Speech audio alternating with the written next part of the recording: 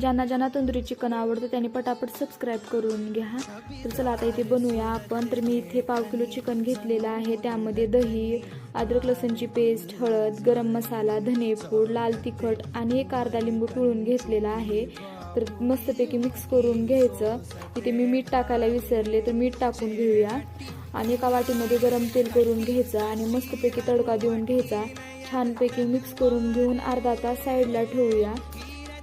छानपैकी मॅरिनेट झालं की एका पॅनमध्ये थोडंसं तेल टाकून घेऊया आणि चिकनचे पीसेस मस्तपैकी भाजून घेऊया। एक एक करून सर्व पीस आपण पॅनवरती ठेवून घेऊया आणि पॅनला असं थोडंसं फिरवून घ्यायचं, म्हणजे तेल सगळीकडे जाऊन पीस व्यवस्थित भाजले जातील। उरलेला मसालावरती लावून घेऊया आणि एक ताट झाकून छानपैकी शिजवून घेऊया। भाजलेली पीस परत एकदा या जाळीमध्ये घालून गॅसवरती छानपैकी भाजून घ्यायचे।